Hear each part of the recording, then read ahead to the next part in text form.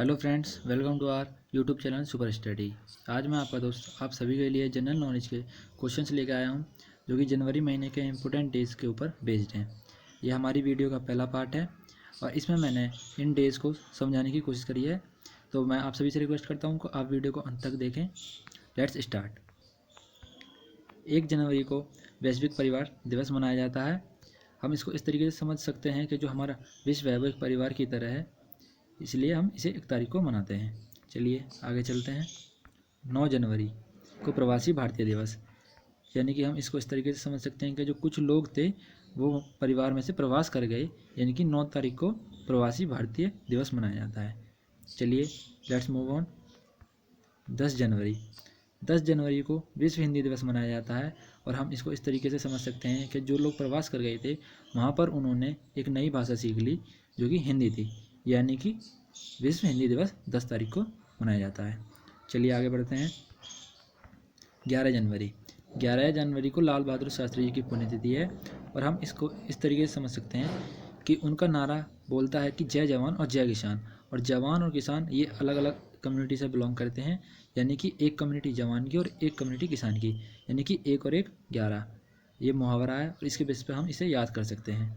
चलिए आगे चलते हैं। 12 जनवरी को राष्ट्रीय युवा दिवस मनाया जाता है और इसे विवेकानंद जयंती के रूप में भी मनाया जाता है। 15 जनवरी सेना दिवस, और हम इसको इस तरीके से समझ सकते हैं कि 15 अगस्त को हमारे देश का स्वतंत्रता दिवस मनाया जाता है और 15 जनवरी को सेना दिवस, यानी कि हम इसे 15 से लिंक कर सकते हैं। चलिए आगे मूव ऑन करते हैं। 19 जनवरी को हम महाराणा प्रताप पुण्यतिथि के रूप में मनाते हैं। वह एक वीर योद्धा थे जो कि अपनी वीरता और दृढ़ संकल्प के लिए जाने जाते हैं। चलिए आगे चलते हैं। 21 जनवरी को मेघालय स्थापना दिवस मनाया जाता है और हाल ही में 2019 में 21 जनवरी को 46वां स्थापना दिवस मनाया गया था।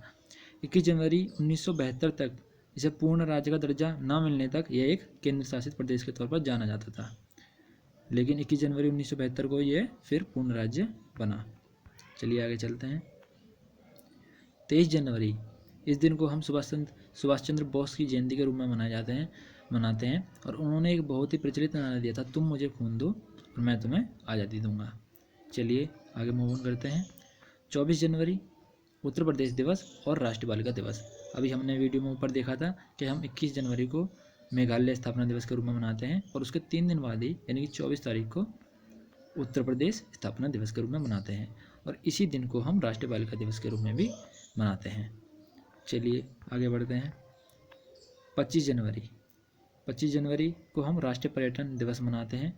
पर्यटन से हमारा मतलब है कि जो हमारे देश में पर्यटन स्थल हैं वहाँ पर लोग घूमने आते हैं, विदेशों से भी और हमारे देश के भी लोग घूमने जाते हैं, जैसे कि ताजमहल हो गया, स्वर्ण मंदिर हो गया और हवा महल आदि। हम इसको इस तरीके से समझ सकते हैं कि 26 जनवरी को हमारा गणतंत्र दिवस मनाया जाता है और उससे एक दिन पहले लोग वहाँ पर आते हैं हिस्सा लेने के लिए, देखने के लिए कि हमारे देश में किस तरीके से गणतंत्र दिवस सेलिब्रेट किया जाता है। तो हम इसको इस तरीके से याद कर सकते हैं, क्योंकि विदेश से गेस्ट आते हैं वो एक दिन पहले आते हैं जनरली। चलिए आगे मूव ऑन करते हैं। 26 जनवरी को हम जानते हैं गणतंत्र दिवस मनाया जाता है और इसी दिन को अंतर्राष्ट्रीय कस्टम एवं उत्पाद दिवस के रूप में भी मनाया जाता है। चलिए आगे चलते हैं। 27 जनवरी, यानी कि अंतर्राष्ट्रीय प्रलय स्मृति दिवस।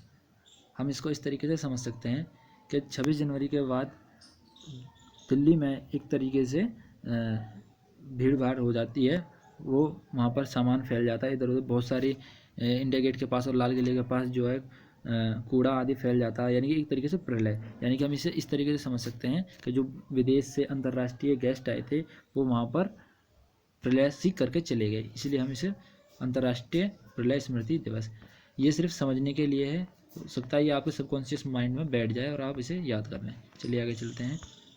28 जनवरी, इस दिन लाला लाजपत राय का जन्म हुआ था और इसे डेटा संरक्षण दिवस के रूप में भी मनाया जाता है। उनका जन्म 28 जनवरी 1865 को हुआ था। चलिए आगे चलते हैं। इस दिन को डाटा प्राइवेसी डे भी मनाया जाता है, डाटा प्राइवेसी डे के रूप में भी मनाया जाता है और हम इसको इस तरीके से समझ सकते हैं कि जो हम अपना डाटा एक महीने करवाते हैं वो जनरली 28 दिन का होता है, यानी कि 28 जनवरी को हम डाटा प्राइवेसी डे भी मनाते हैं। चलिए आगे चलते हैं।